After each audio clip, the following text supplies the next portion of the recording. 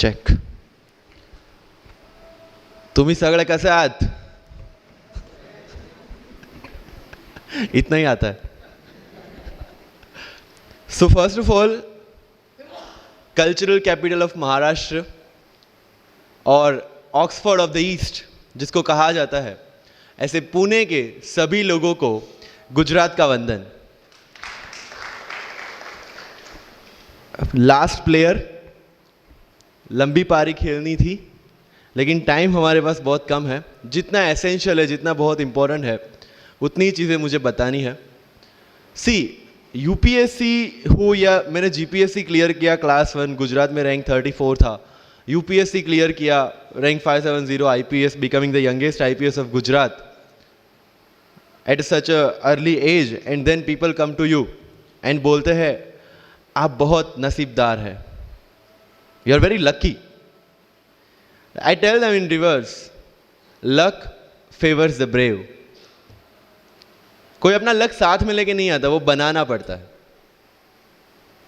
अगर आपके पास रिस्क लेने का एटीट्यूड है, सी, मैं गुजराती हूं and we know the business, and business का एक ही फंडा है, higher the risk, higher the profit. So अगर 8:30 को आपका एक्सीडेंट होता है और 9 o'clock आप मेंस की एग्जाम देने जा सकते हैं, इंटरव्यू से पहले 1 महीने तक आप हॉस्पिटलाइज्ड है और उससे 1 वीक पहले आप दिल्ली जाके उसकी प्रिपरेशन कर सकते हैं, तो luck has to come with you. उसको आना पड़ेगा और आपको आईपीएस बनाना पड़ेगा. लोग बोलते हैं कि एक्सीडेंट के बाद आप जाके आए एंड ऑल, तो द सिंपल था कि मैं एग्ज़ाम के लिए निकला, मेंस मेरा था, सुबह GS3 का पेपर था. 8:30 को मेरा स्कूटी स्लिप हो गया, मेरा लिगामेंट इंजरी हो गया, लेफ्ट हैंड में इंजरी था, सीट से ब्लीडिंग हो रहा था. लेकिन मेरे पास 2 ऑप्शन थे. मैं खड़ा हुआ, मैंने देखा, okay, my right hand is safe, and I decided I will go to the exam hall and write the exam. मेरे पास 2 ही ऑप्शन थे. या तो मैं वहाँ से उठ के रोने लगूँ, यार मेरे साथ ही ऐसा क्यों हुआ, मेरा एक्सीडेंट हो गया, मेरा मेंस खराब हो गया, और हॉस्पिटल जाओ. या दूसरा ऑप्शन था कि मैं देखूँ कि मैं 3 घंटे और सर्वाइव कर सकता हूँ. हाँ, कर सकता हूँ. मैं मेंस के लिए एग्जाम हॉल में गया. ये जितने भी फोटोग्राफ्स लगे हैं, सर ने जैसे बताया कि जितने भी इंसान सक्सेसफुल हुए, अगर आप उसकी लाइफ स्टोरी देखेंगे तो कहीं ना कहीं एक मोमेंट आता है जहाँ पे वो इंसान की जो स्ट्रगल है वो पीक पे हो जाते हैं. वो इस मोमेंट पे आपको डिसाइड करना है कि आपको वहां से यू टर्न लेना है या आपको वहां से आगे निकलना है. इन सब लोगों ने डिसाइड किया कि उनको वहां से आगे निकलना है. एंड दैट इज द फंडा ऑफ लाइफ. सक्सेस उन्हीं को मिलता है जो इस स्ट्रगल वाले मोमेंट से आगे निकलने की सोचता है. जब भी आपको लगे कि आपके सिर पे बहुत मुसीबत है, जब भी आपको लगे कि आप हर तरह से गिर चुके हैं, जब भी आपको लगे कि आपके पास कोई ऑप्शन नहीं है, तब एक चीज आप अपने दिमाग में लाइएगा कि यही मोमेंट है जहां से आपकी तकदीर बदलने वाली है.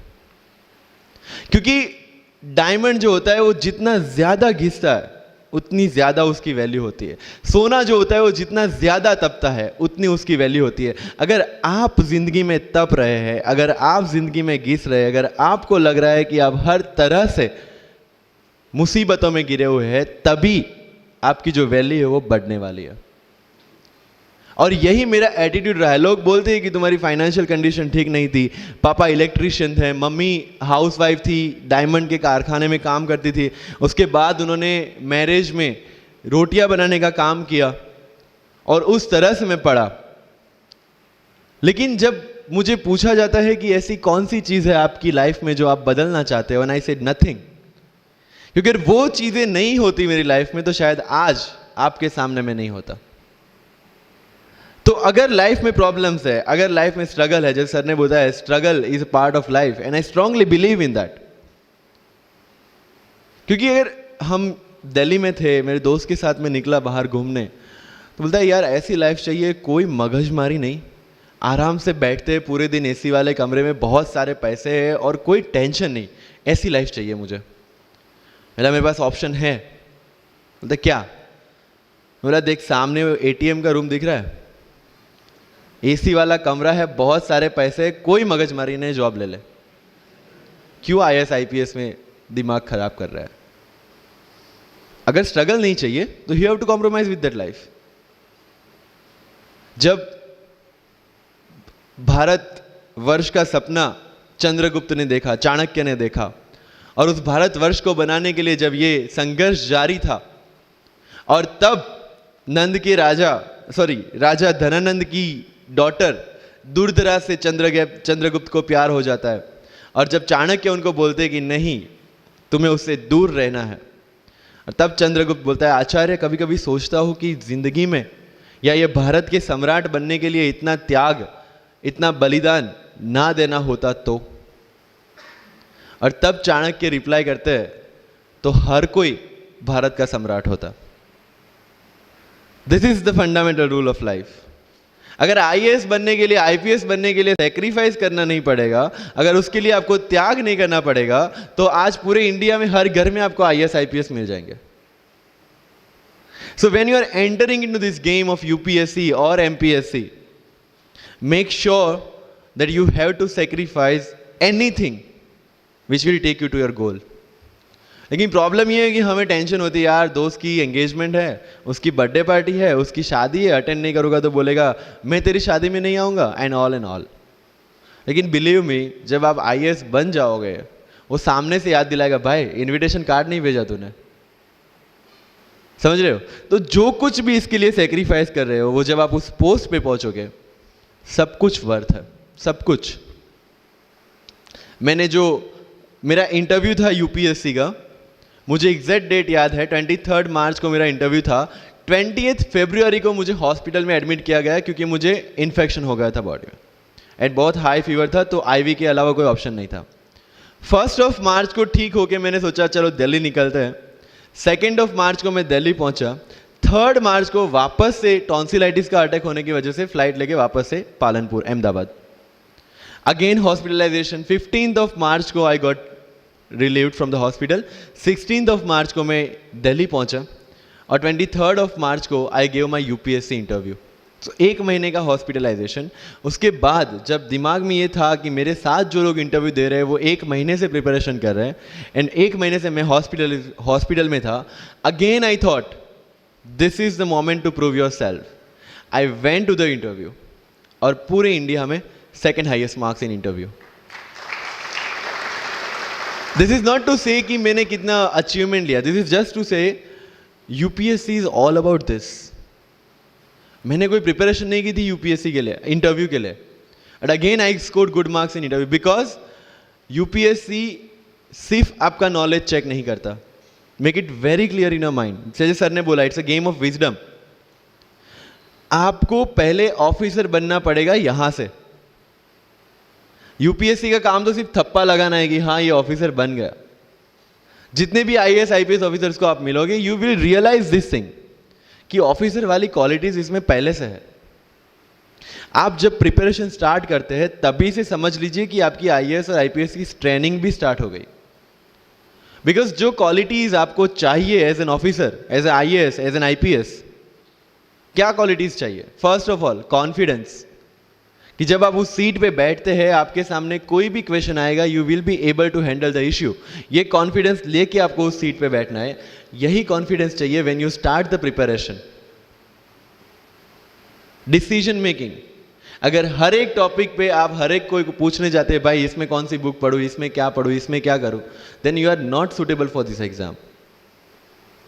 लोग बोलते हैं कि 1 साल में प्रिपरेशन, जैसे मैंने जून 2016 में मैं दिल्ली गया, और जून 2017 में मैं अपियर हुआ, and I clear UPSC and GPSC. People से कि सर 1 साल की मेहनत में आपने एग्जाम क्लियर कर दिया। यस, टेबल और चेयर पे बैठ के करने वाली मेहनत 1 साल की थी, लेकिन उसके पीछे की मेंटल प्रिपरेशन कितनी पुरानी थी। जब मैं प्राइमरी स्कूल में था तब सोचा था कि आईएएस बनना है, और तब से मेरी जो जर्नी है, तब से मेरा जो टेम्परामेंट है, तब से मेरा जो एटीट्यूड है, वो इसी डायरेक्शन में था। जब कॉलेज में था तब मैंने एनजीओ स्टार्ट किया, 3 एनजीओ से मैं जुड़ा था। जब लोग सोशल मीडिया, व्हाट्सएप और फेसबुक पे बिजी थे, मैं वहाँ स्लम में जाके बच्चों को पढ़ा रहा था। क्यों? क्योंकि मुझे पता था कि फ्यूचर में यही काम करना है, क्यों ना अभी से उसकी ट्रेनिंग ले लो। So I have invested my each and every moment for this goal. Because जो पर्सनालिटी टेस्ट लास्ट में यूपीएससी लेता है, इंटरव्यू नहीं है वो, we consider it as interrogation. Interview को इंट्रोगेशन लेके चलते हैं, वहां पे पूछताछ होगी नहीं। अगर यूपीएससी के इंटरव्यू में 10 में से 9 क्वेश्चन के आंसर भी आप सॉरी सर और sorry ma'am I don't know कह के देते हैं, उसका कोई इंपैक्ट नहीं पड़ता। इंपैक्ट पड़ता है वो 9 क्वेश्चन न आने का प्रेशर आप कैसे हैंडल करते हैं।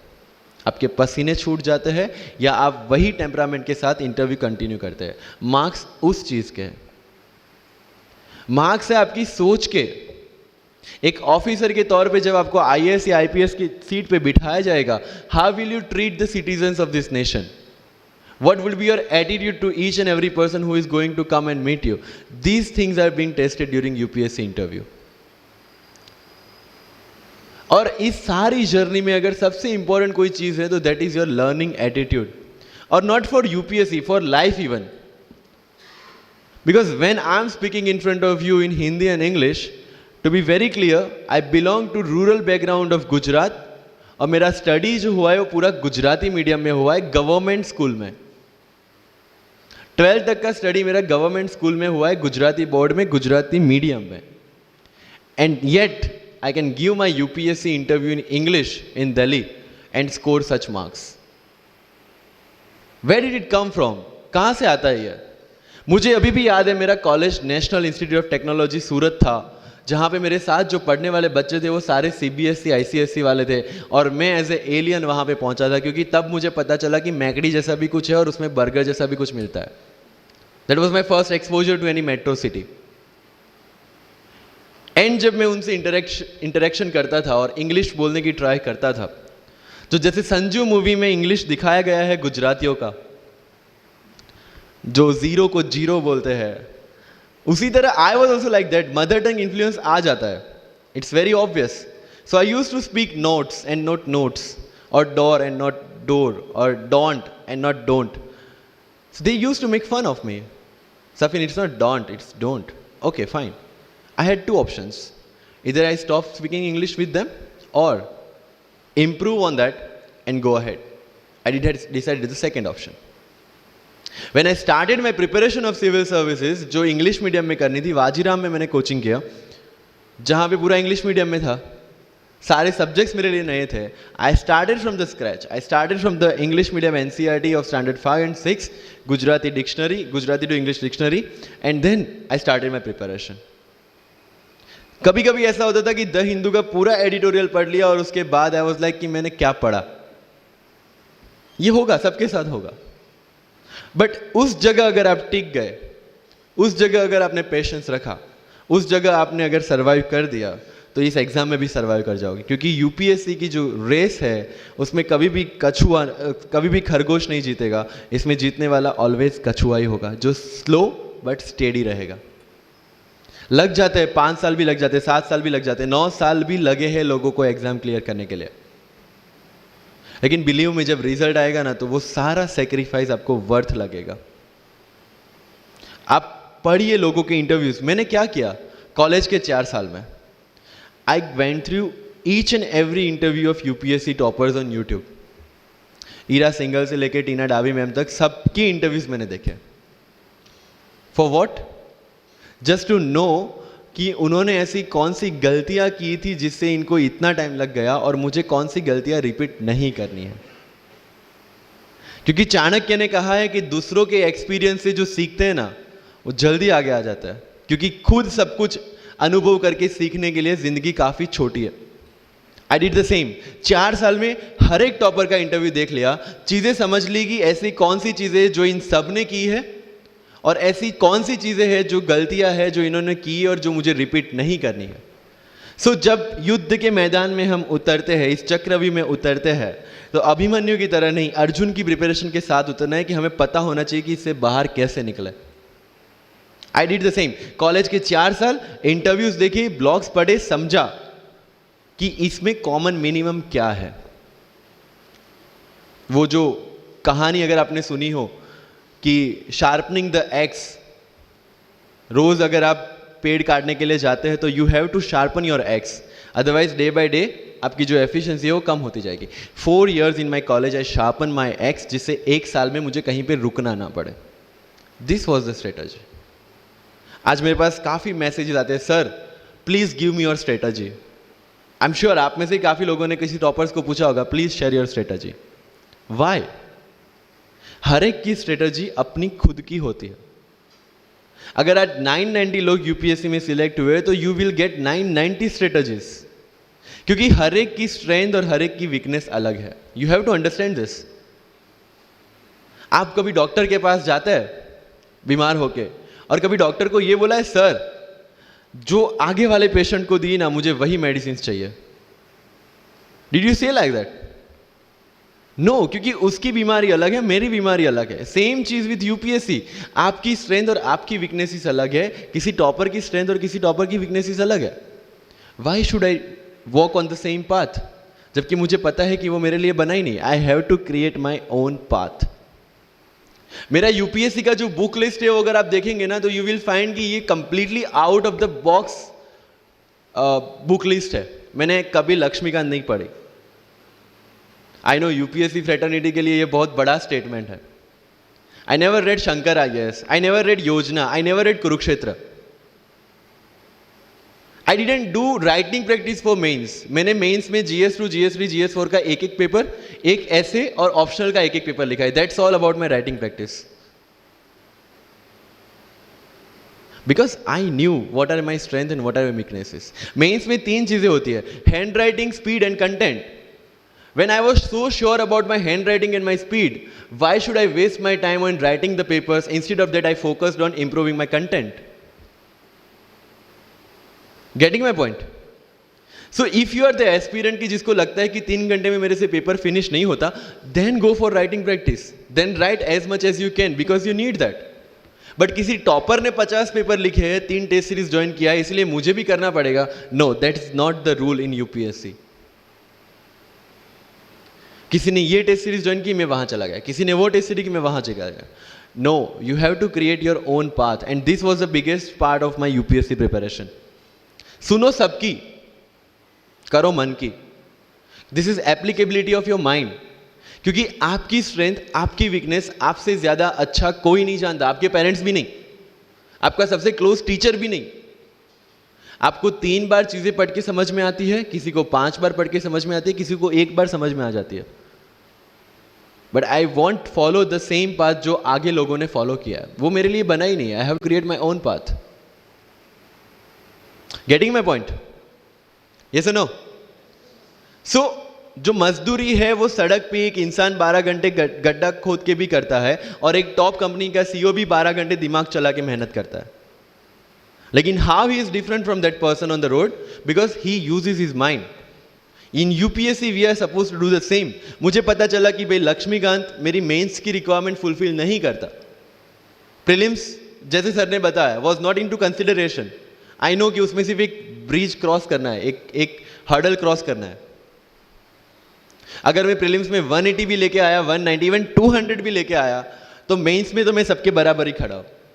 Why to waste your time and energy on something which is just qualifying? Instead of that, put your focus and energy to something, mains and interview, कि जिसकी वजह से आपको सर्विस मिलना है। Good marks in mains ensure that you are in the list. Good marks in interview ensure that you get the service of your preference. Prelims is about quality. Mains is about quantity. Prelims में always मेरा target एक ही था, जो भी test में देता था, जो भी मैं सॉल्व करता था, I just need to cross 120, that's all. जितना सेफली मैं 120 क्रॉस कर लेता था, I put the paper aside, क्योंकि आज तक यूपीएससी का कट ऑफ कभी 120 से ऊपर गया नहीं और जाने वाला नहीं है। That was very clear in my mind.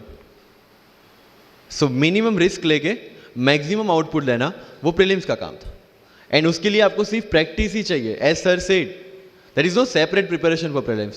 What I did, January तक मेंस ओरिएंटेड प्रिपरेशन, February से I started test series. Vajiram में January से टेस्ट सीरीज स्टार्ट हो जाती है। I started test series, I started revising the things, and then prelims आ गया, दे दिया, खत्म। Even I am telling you, 27th of April को मेरा रिजल्ट आया सिविल सर्विस 2017 का। I got 570 rank. I was sure that I'll get IPS, but again that IAS वाली चीज़, तो फॉर्म फिलअप किया हुआ था। I'm like, okay चलो दे देते सो 15-20 दिन तो सेलिब्रेशन में निकल गए, रिजल्ट आया, आईपीएस बन गए, अच्छा है, चलो सही। बाकी बचे थे मेरे पास 1 वीक 1.5 वीक, जिसमें से मेरे पास पढ़ना, तो पढ़ूँ क्या? आई टुक विजन 365, जिसमें से मैंने पढ़ना स्टार्ट किया, वो भी नॉट विथ फुल हार्ट क्योंकि एक बार जो आपका सेलिब्रेशन चल रहा है, एक सेंस ऑफ सिक्योरिटी आ जाती है। मैंने जैसे तैसे किया, लेकिन विजन में से इस बार कुछ पूछा नहीं, किसी में से कुछ नहीं पूछा 2018 में तो, but still I clear the prelims based on the last year preparation. मेरे साथ जिन्होंने 2018 की प्रिपरेशन की थी, जो 12 साल से 18 के लिए जो लड़ रहे थे, they couldn't clear the exam. Why? Because prelims is just a mind game, you have to understand that. सबसे अच्छी बात प्रीलिम्स में ये है कि आंसर आपकी आंखों के सामने है, जो मेंस और इंटरव्यू में नहीं है। So is the most safest game. You just need to understand the trick which UPSC follows, where it can misguide you. तो अगर आपने यूपीएससी के पिछले 15-20 साल के पेपर आपने देख लिए हैं, तो आपको समझ में आ जाएगा कि यहां पे गड्ढा है। अगर यूपीएससी ने इस टाइप का स्टेटमेंट रखा है, तो you have to be careful about this. But होता यह है कि हम विजन वाजीराम की टेस्ट सीरीज करके जाते हैं, हमारा माइंडसेट उस हिसाब से बन गया है, and then we try to attempt UPSC. So मेरा स्ट्रिक्टली एक ही चीज आपको कहना है कि अगर आपका प्रीलिम्स जून में है, तो मिड ऑफ मई तक सारी टेस्ट सीरीज खत्म कीजिए।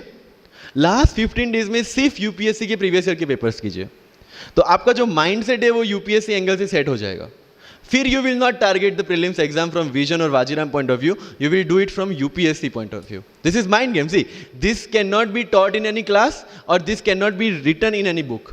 This you have to understand by yourself. Wisdom जो सर ने बोला, अगर 5 लाख लोग प्रीलिम्स में बैठते हैं और 15,000 क्वालिफाई करते हैं, what is different with those 15,000? There are certain keys जो आपको पकड़नी है प्रीलिम्स के लिए। Test series is a practice test. हम क्या करते हैं, टेस्ट सीरीज दे दिया, मार्क्स देख लिए, खत्म। No, that is not for your evaluation, that is part of your learning process. What I used to do sir, कि वाजीराम का जब टेस्ट खत्म होता था, मैं घर पे आके खुद उसकी की बनाता था। How does it help you? It helps me to understand the entire topic again, 1 to 100 question, 100 topics, again you are revising. Key में क्या होता है, जो 4 ऑप्शन दिए उसके इर्द गिर्द ही पूरा सॉल्यूशन देता है। जब आप गूगल पे पढ़ते हैं, you understand the whole topic again. तो अगर सेम टॉपिक में से कोई और क्वेश्चन भी आ जाता है, you have already revise the things. This is how you'll practise for prelims. अगर कहीं पे भी टाइम इन्वेस्ट कर रहे हो, you have to get optimum output out of that. लोग करंट अफेयर्स के नोट्स बनाते हैं न्यूज़पेपर पढ़ के। I never made any notes. Why? जब कोचिंग क्लासेस इतना पैसा दे के उनके लोगों को बिठा के न्यूज़पेपर में से, पीआईबी में से, पीआरएस में इतना अच्छा मंथली मैगजीन प्रिपेयर करते हैं, what is the need for me to write down the same thing again in my notes? उससे बेटर है कि मैं वो मंथली मैगजीन बार बार रिवाइज कर लूँ। वाजीराम में एक सिस्टम है, 500 लोगों का क्लास होता है। अगर आपको फ्रंट रो में बैठना है, तो you have to go 1 hour early. So मैं 1 घंटे पहले जाता था, लेकिन 1 घंटे पहले जाके लोग वहां क्या करते थे, they started discussing the things जिनके बारे में उनको खुद को पता नहीं होता। What I used to do, putting on my headphone, taking the monthly magazine and going through the sections 1 by 1। 1 साल मंथली मैगजीन को 1 घंटे वहां बैठ के ही रिवाइज किया है, no extra time for that. और इसी हिसाब से प्रीलिम्स के पहले मेरे मंथली मैगजीन 5 बार रिवाइज हो चुके थे। That give you the confidence to go for the prelims exam. Revision, हर बार क्या होता है, प्रीलिम्स में जाते हैं, एक क्वेश्चन देखा, 2 ऑप्शन पता है, 2 ऑप्शन नहीं पता है, होता है यूपीएससी में, इट्स वेरी कॉमन। 2 ऑप्शन पता है, that means you have read that topic. 2 option नहीं पता, that means you lack clarity on that topic. ये डिलेमा वाले क्वेश्चंस जितने कम, आइदर आपको आता है और नहीं आता है, दैट्स ऑल। जितने ज्यादा क्वेश्चंस में डिलेमा, उतना आपका रिवीजन ज्यादा चाहिए, उतनी आपकी क्लैरिटी कम है। This is simple test for checking out कि आपकी प्रिपरेशन कहां तक पहुंची है। जब भी टेस्ट लेके बैठो, टॉपिक है, अगर पढ़ा हुआ है तो यू मस्ट नो एवरीथिंग, अगर नहीं पढ़ा है, that's not the issue. See, you just need to score 60% or 70% in prelims. Same thing, 50% in mains. So there is no one who can clear the 100% syllabus of UPSC. आज तक UPSC, GPSC दोनों first attempt में clear करने के बाद भी, if I am asked something from medieval India, I don't know anything, पढ़ा ही नहीं, मैंने स्किप कर दिया। मुझे पता है कि अगर 2 क्वेश्चन पूछते हैं प्रीलिम्स में, why to invest such a time on that, instead of मैं पॉलिटी और इकोनॉमी का रिवीजन ना करूं जिसमें से श्योर क्वेश्चन आने हैं, या फिर मैं इकोनॉमी और एनवायरमेंट ना पढ़ूं जिसमें से 15-20 क्वेश्चन श्योरली आना है।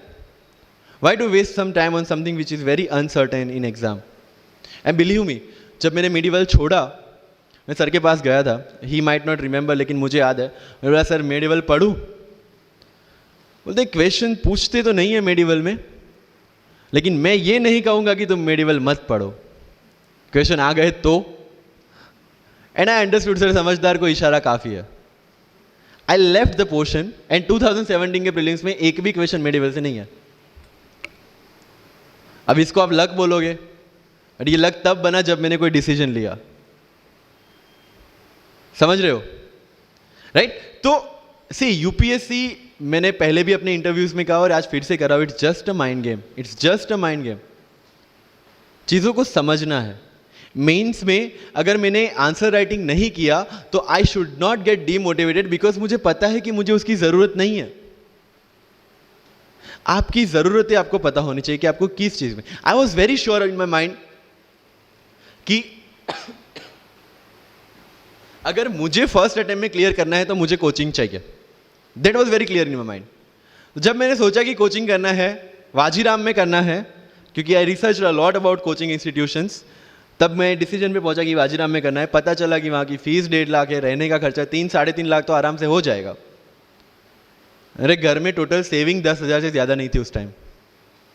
But I saw the dream, करना है, यहीं से करना है। एंड फिर गांव से एक बिजनेसमैन ने बोला कि ठीक है, you go to Delhi, you pursue your dream, I will finance your expenditures. But ये तब हो पाया जब I saw the dream without considering the situations. इसलिए ओम शांति ओम का एक डायलॉग जो मुझे सबसे ज़्यादा फेवरेट है, अगर किसी चीज़ को पूरी शिद्दत से चाहो तो सारी कायनात तुम्हें उससे मिलाने की साजिश में लग जाती है। मेरे साथ ऐसा ही हुआ, क्योंकि मैंने शिद्दत से चाहा था यूपीएससी को, और जिस दिन दिल्ली में मैंने पैर रखा था, उसी दिन मेरे दिमाग में क्लियर था कि मेरा फर्स्ट अटेम्प्ट ही मेरा फाइनल अटेम्प्ट होगा। इस मेंटालिटी के साथ, सी होप्स वी कैन डू, हम ड्रीम्स देख सकते हैं, रिजल्ट क्या आना है वो अपने हाथ में नहीं है। तो जब प्रिपरेशन कर रहे हो और अगर दिमाग में आता है होगा कि नहीं होगा, होगा कि नहीं होगा, टेल मी वन थिंग, वो आपके हाथ में है क्या? Is that in our hand? Result क्या होगा? No. What is in our hand? Working, giving your 100% for this exam and with proper strategy, that is in my hand. I will do it. और अगर इतनी शिद्दत से मेहनत की है 100% देके और फिर भी एग्जाम नहीं होता, believe me, you won't be dissatisfied, you won't be demotivated, you will feel I give my 100%, आगे उसकी मर्जी। ये एटीट्यूड के साथ रहना है इस एग्जाम में। मेरी बातें थोड़ी मैं ये नहीं बोलूंगा कि यूपीएससी में प्रीलिम्स में 2 पेपर होते हैं, मेंस में 9 पेपर होते हैं, इंटरव्यू इतने मिनट का होता है। No, that is very much available on internet. What I want to focus is what are the pre requirements to enter into this field. इस चक्रव्यूह में उतरने से पहले कौन सी तैयारी आपको करके उतरनी है। And very first and most important is confidence. मुझे याद है मेरे क्लास में एक स्टूडेंट था, हु वॉज अ डॉक्टर, वो प्रिपरेशन कर रहा था। जब भी क्लास में कोई भी क्वेश्चन पूछा जाता था ना, he was always ready to answer. कोई भी, irrespective of the subject, irrespective of the faculty, answer उसके पास रेडी था। एंड माई फ्रेंड्स आर, भाई he is so talented, so intelligent, हमसे कैसे हो पाएगा? I mean like, why do you जज yourself based on his own parameter? UPSC में एक वैकेंसी नहीं है, देयर आर 1000 वैकेंसीज। अगर वो एक भी लेगा तो 999 है हमारे लिए। Why to think about that one seat? And he couldn't clear the prelims of that year, even 2018 wala bhi. So understand this, it's not about your intelligence, it's not about how much you know, it's about how well you can express the things. So अगर mains में questions के answer लिखने हैं, facts लिख के आ जाओगे, you will feel that you won't get selected in exam.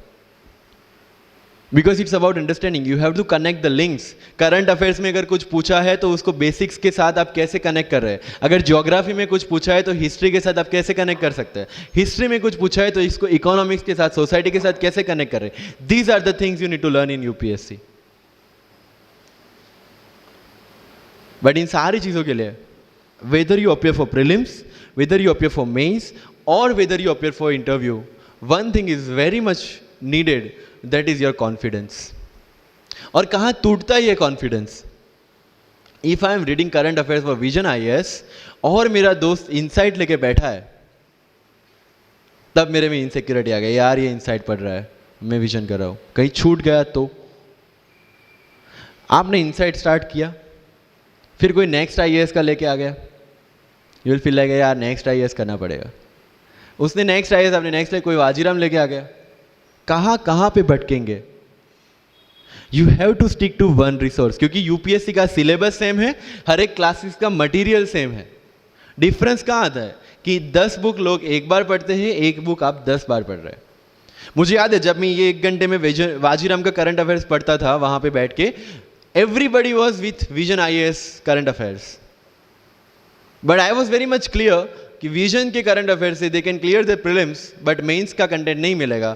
जो मैं पढ़ रहा था that was specifically designed for mains, and I could I continued with Vajiram without getting affected what other people are doing. Coaching में भी ये same होगा.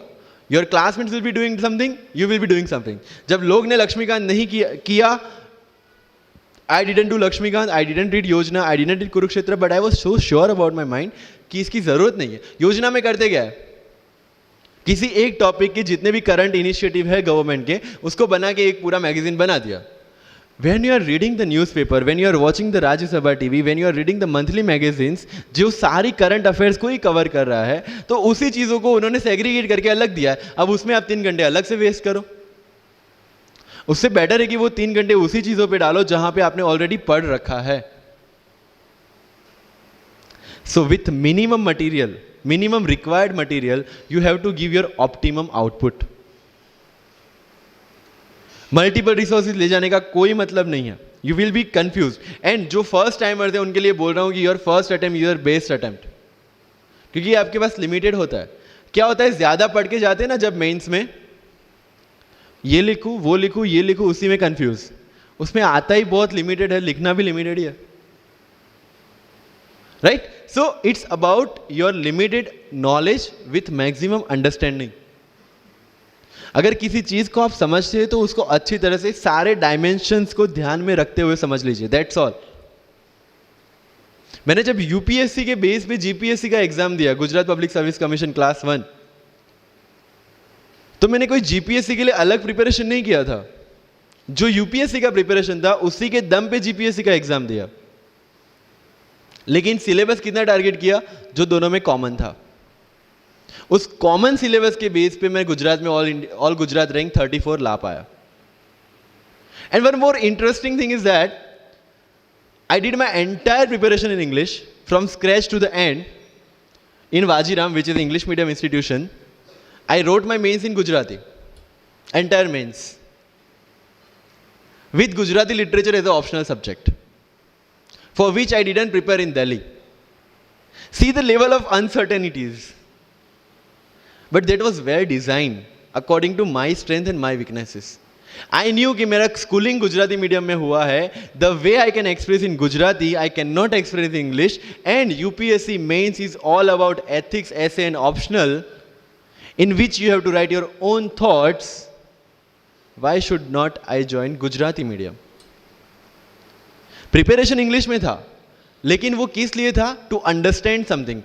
Once you have understood something, you can represent in English as well, Gujarati as well, Hindi as well.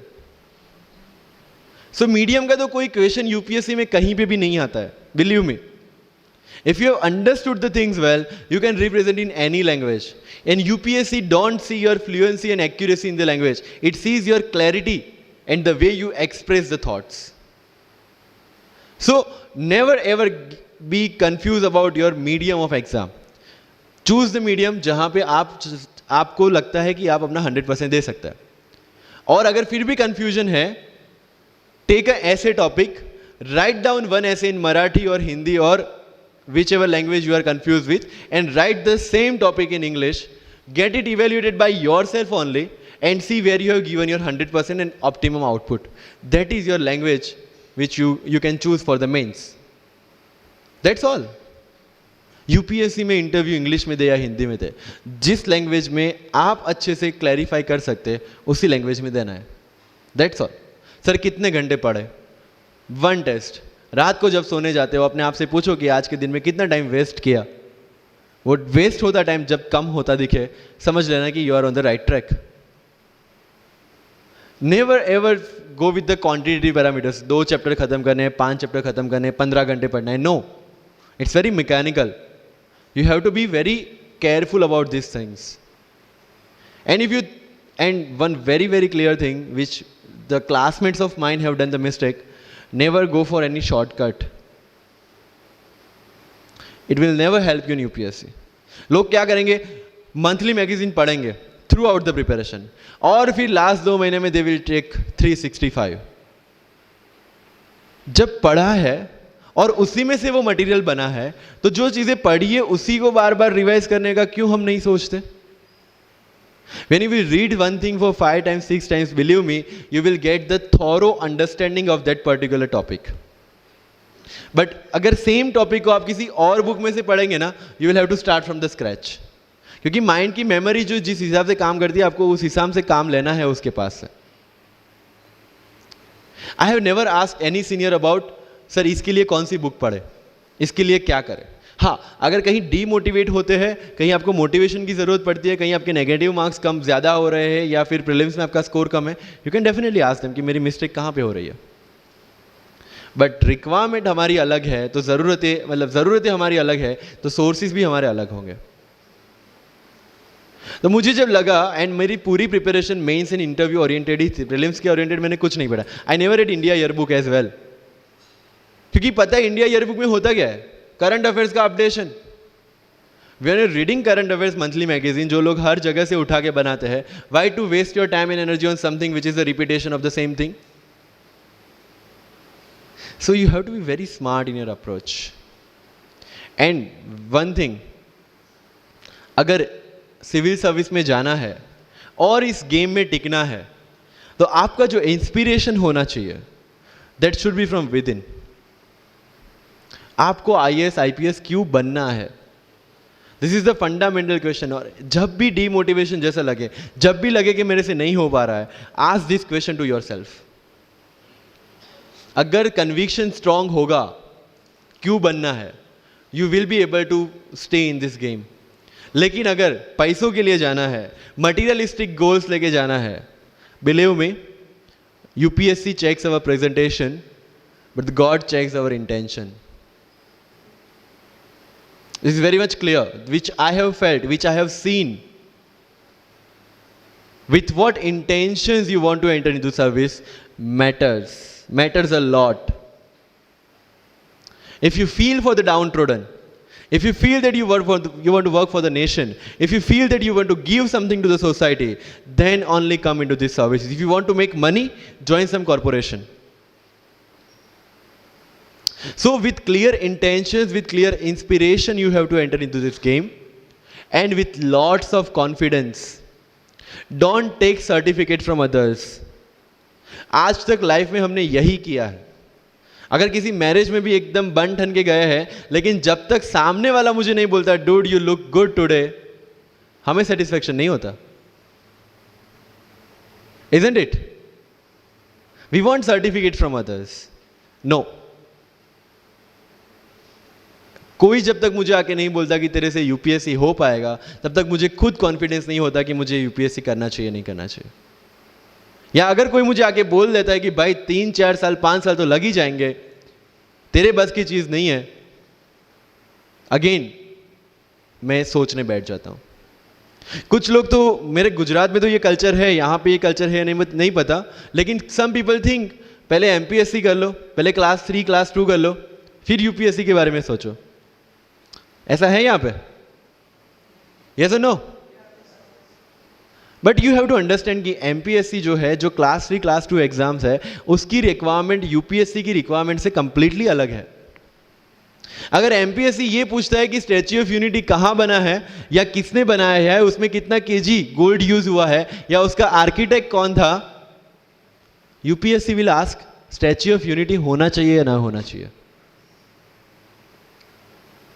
This people will ask you Panipat का first battle कहां पे हुआ था, second कहां पे हुआ था, थर्ड कहां पे हुआ था, कौन जीता था, कौन हारा था, कहां से आए थे। यूपीएससी विल आस्क यू सारे बैटल्स पानीपत में ही क्यों हुए थे।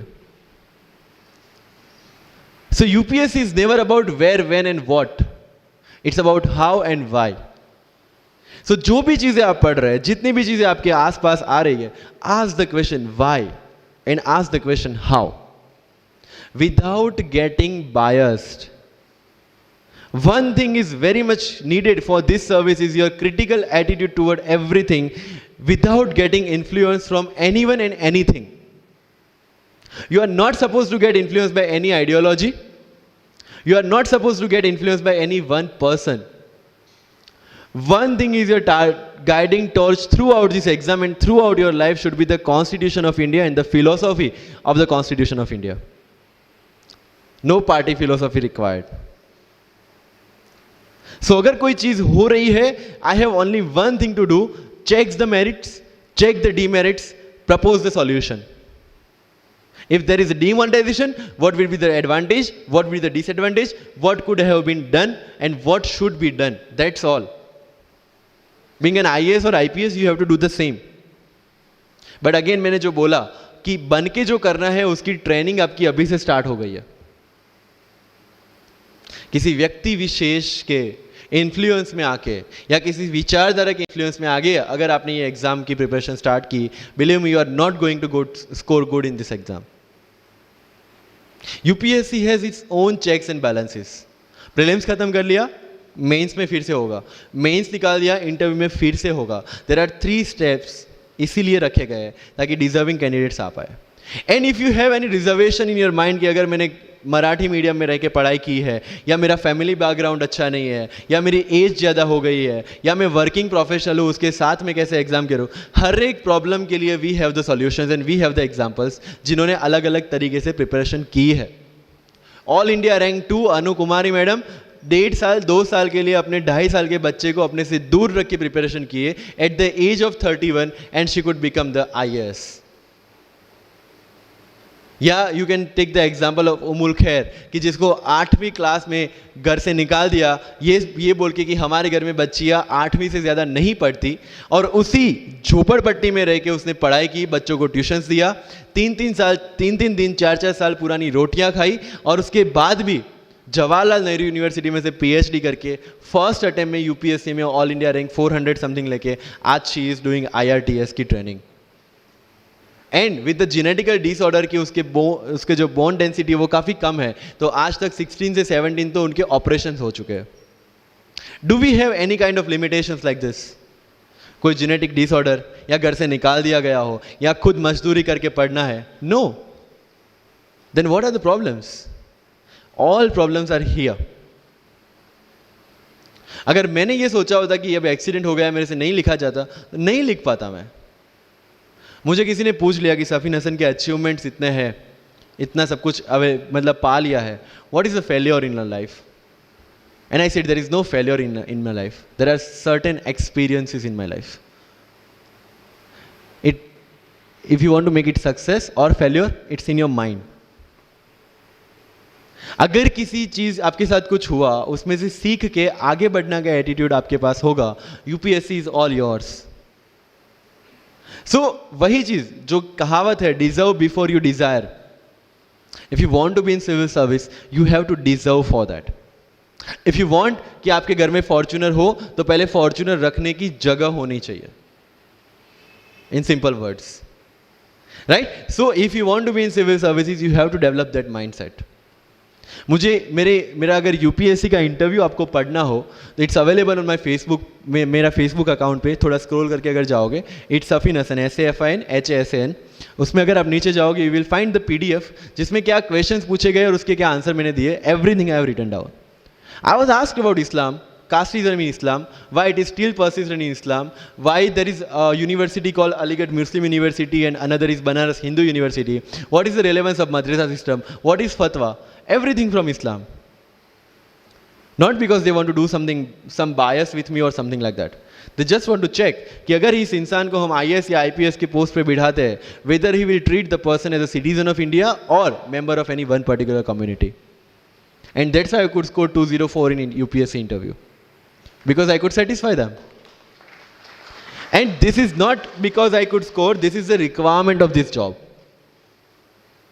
अगर आपको लगता है कि being Muslim आपके साथ कुछ डिस्टिंग्विश बिहेवियर किया जाता है, मुझे ये क्वेश्चन पूछा गया. मेरा एक इंटरव्यू है जिंदगी विथ रीचा में, जो अंसार भाई का काफ़ी वायरल हुआ था. Same Richa Anirudh also took my interview. She asked me this कि when you belong to Gujarat and when you are an IPS officer, कहीं ना कहीं दिमाग में 2002 आता है और उसके बाद आपको कहीं लगा कि बीइंग अ मुस्लिम आपके साथ कहीं पे कोई भेदभाव हुआ है या कोई डिस्क्रिमिनेशन हुआ है. And I simply said no, I never felt like that, because मेरे दिमाग में कहीं पे डिफरेंशिएशन या डिस्क्रिमिनेशन नहीं है. It's always here. If I treat people differently based on their religion or the caste, I will see how people behave with me from that angle only. But if I am treating everyone equally, if I have no bias in my mind, I will not see biasness or this kind of discrimination anywhere. If you want to enter into this service, this is the first and foremost requirement that you have the secular outlook, secular thinking, and thinking as per the Constitution of India. That's all. So जो मैं deserve before you desire की बात कर रहा हूँ वो यहीं से शुरू होती है. एक IPS और IAS बनने के बाद आपको जो चीज़ें करनी है वो आपको यहीं से imbibe करना स्टार्ट करना पड़ेगा.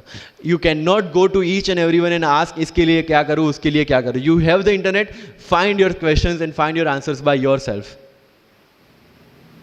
When you will become an IAS, tell me one thing, collector का चार्ज मिला आपको, कोई क्वेश्चन आया, you will go to 10 people and ask इसमें क्या करना चाहिए. No, you have to take the decision and act on that. Being an IPS आपको कहीं पे मोब हैंडल करने जाना है, you cannot ask your subordinates or your constable, भाई इसमें क्या करूँ. You have to take decision. That decision making starts from here.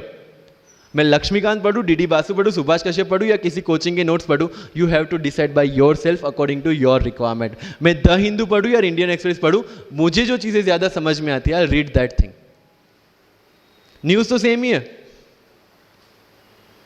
Right? मुझे जो चीज़ें समझ में आती है और UPSC का जो रिक्वायरमेंट है, ये दोनों चीज़ें मुझे ध्यान में रखनी है. So with this 50 minutes of कथा, I will take 5 to 6 questions from your side. But last but not the least जो मुझे बताना है, and not for UPSC, GPSC, for the entire life, कि जितने भी कंप्लेंट्स आपकी लाइफ में है, मैं यहाँ से आता हूँ, मेरे पेरेंट्स ये करते हैं, मैं वो करता हूँ, मेरा इंग्लिश अच्छा नहीं है, मेरा मैथ्स अच्छा नहीं है, ये सारे हमने अपने आप को दिए हुए एक्सक्यूजेस हैं. You have to find the solution by yourself. अगर इंग्लिश नहीं आता है, I can start with the 5th standard book. और 5th standard बुक से भी शुरुआत करने में अगर मुझे अपना ईगो बीच में आ रहा है, then I can not learn it at any stage of my life. Start with the 5th standard book, start listening English, start speaking English. अगर बोलने में शर्म आती है, अपने मोहल्ले के किसी 3-4 बच्चों को जो 1st, 2nd standard में, उनको उठाओ और उनके साथ बातें करो.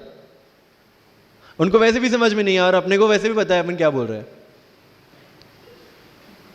Getting my point? तो अगर वहां पे भी अगर ईगो बीच में आ रहा है, start doing like this, start speaking. मैं 11th-12th में था, मुझे पता था मेरा इंग्लिश कैसा है, फिर भी I used to speak English, क्योंकि मुझे पता है सामने वाले को तो वैसे भी समझ में नहीं आ रहा है.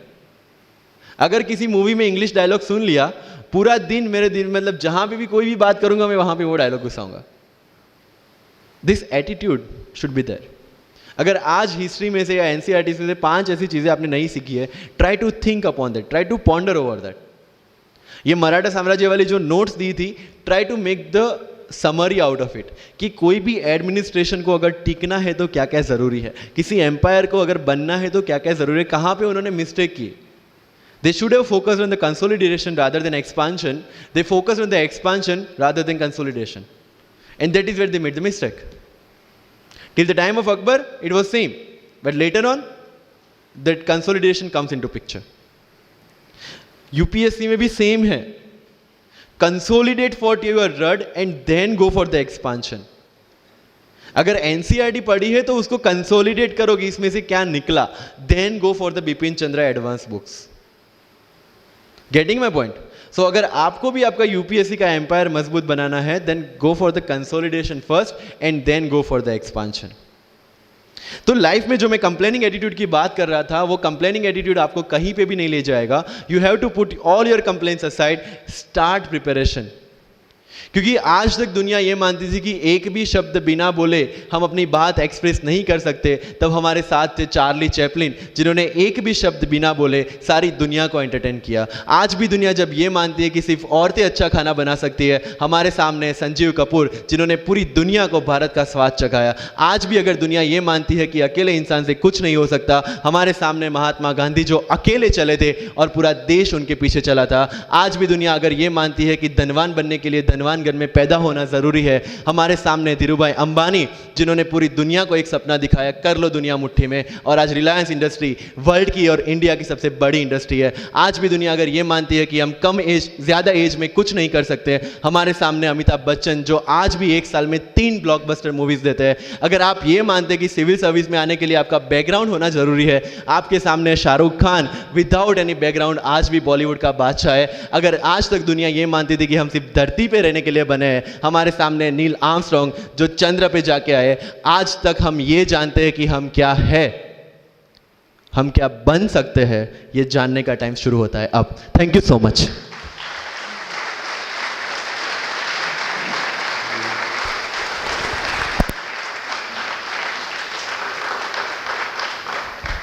Wow, that was full power. Thank you very much, sir. So, yeah, so I would request all my volunteers to come around, and also we would like to present some Thanksgiving memento to our beloved guests. And yeah.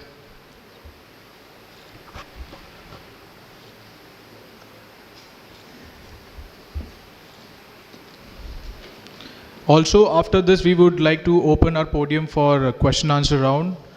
And just to also let you guys know that when we guys exit, so our volunteers would be standing at the exit gates. So just remove your registration form from the thing that has been provided, fill it up, and while exiting, give it to them.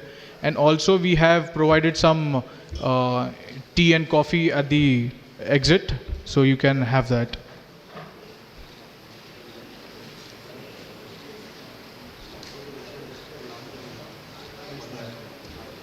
Okay, so you can just drop your registration form at the registration desk while going. Yeah.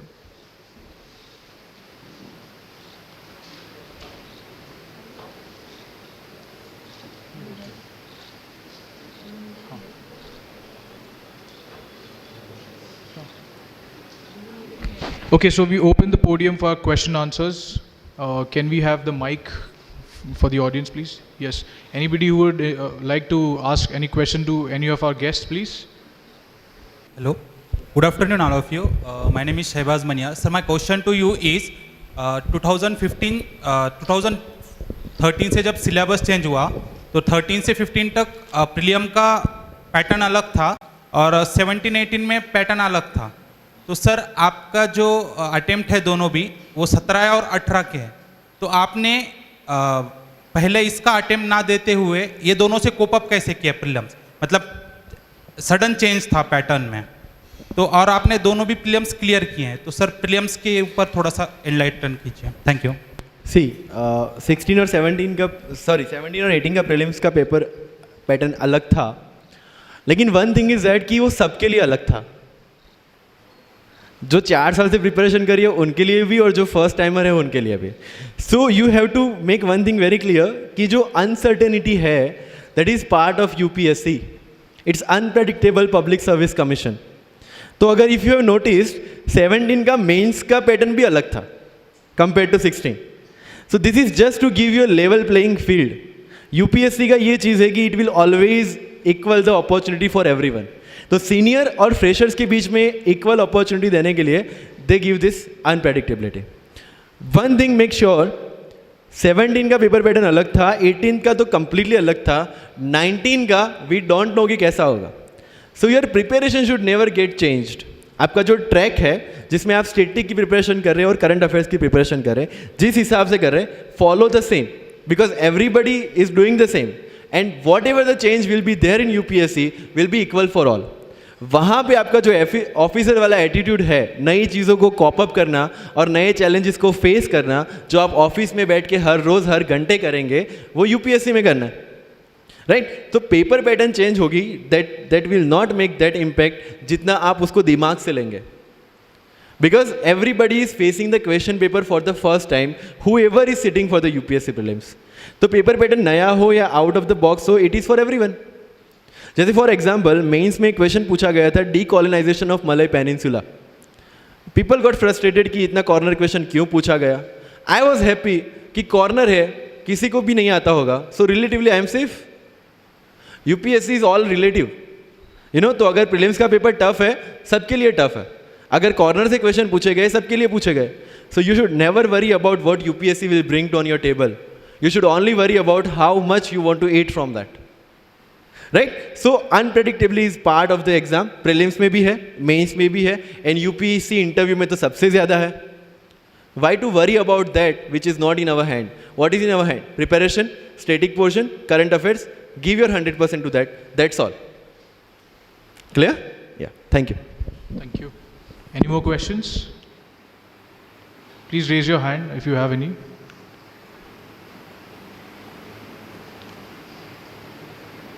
All right. Thank you very much. Okay, we have one more question We have behind. the question. Yeah.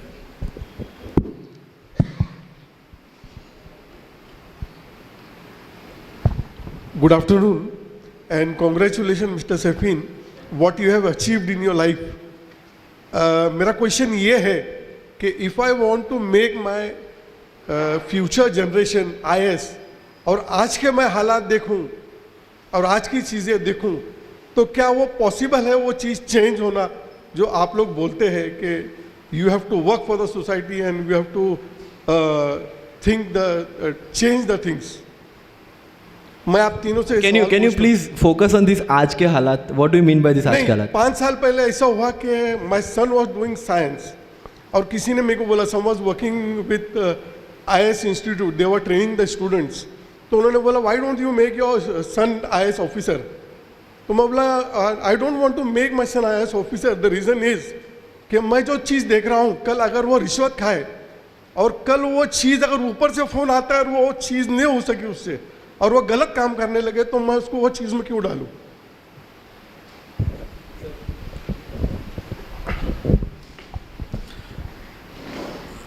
Sir पहले तो मैं कहूँगा कि आपने कहा कि आज के हालात, सर हालात हमेशा ऐसे ही रहे हैं.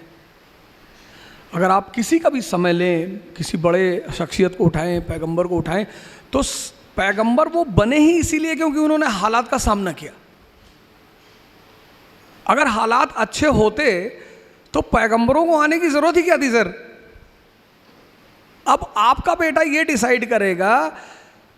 अब देखिए इन साहब ने इतनी बातें कही, इन्होंने अपनी बातों में आंसर दिया. एक आम आदमी की पूरी ज़िंदगी दर्द से भरी हुई है, बस वो आम है. एक महान आदमी की पूरी ज़िंदगी चुनौतियों से भरी हुई है. ये जो आपने शब्द यूज़ किया ना हालात, सर हालात से ही तो लड़े राम, मोहम्मद साहब. आप मोहम्मद साहब का टाइम देखिए, आप मोहम्मद साहब का टाइम देखिए सर, पहली चीज़. दूसरी चीज़ सर ये है कि हालात, अब जैसे हम तो, मैं तो हिस्ट्री का टीचर हूँ तो मैं तो हमेशा एग्जाम्पल वहीं से उठाता हूँ. 1398 1398 तैमूर हिंदुस्तान आता है, तबाही मचाता है, सब कुछ ख़त्म कर देता है. 1398 से लेके 1556 सेकेंड बैटल ऑफ पानीपत, आप समझ लो 150 साल हिंदुस्तान की हालत ख़राब, सब कुछ तहस नहस. और उस परिस्थिति में सर 1556 में एक 15 साल का लड़का गद्दी पे बैठता है, अकबर. सर हालात देखो आप, हम नाहक में उसे ग्रेट नहीं कहते सर, हम ग्रेट सिर्फ इसलिए कहते हैं कि भाई तुमने इस हालात से तुम निपटे कैसे. एक आदमी कह रहा है मेरा पड़ोसी मुझे गाली दे रहा है, सबके देते हैं. दुनिया में कौन सा पड़ोसी जो किसी को गाली ना दे? और अगर ऐसा है कोई तो आप बताइए, मैं तो मिलूंगा उस आदमी से। लोग कहते हैं मेरे रिश्तेदार मेरे पीछे पड़े। रिश्तेदारों का काम ही है, और क्या करें वो कि मेरे खाला ने हमको डिमोरलाइज कर दिया कि इतना बड़ा सपना देख रहे हो आईएएस बनने का। अरे कुछ पहले कर लो, अपने माँ बाप की स्थिति देखो। सर काम ही है सर। फ्रेंड आपका आ गया, उसने कहा अरे यार आईएएस बनने जा रहे हो। अच्छा, ये सीधे हमला कभी नहीं करते, ये इनडायरेक्टली करते हैं। मेरे पास एक लड़की आई 4 दिन पहले, उसने कहा सर मेरे पापा बहुत परेशान हैं, हमसे करे वापस आ जाओ। मैंने कहा ठीक है, अपने पापा को बोलो मुझसे बात करें। तो मैंने उनसे पूछा कि सर क्या हुआ बताइए। तो बोले ऊर्जा साहब हमें बहुत डर लग रहा है। मैंने कहा कैसे, बताइए हमें आप। बोले हमारे पड़ोसी बता रहे थे कि दिल्ली बड़ी ऐसा ऐसा कांड हो गया, बीच में कांड हो गया था तो काफ़ी फेमस था, एक बच्ची के साथ दुर्व्यवहार हो गया था, उसकी हत्या हो गई थी।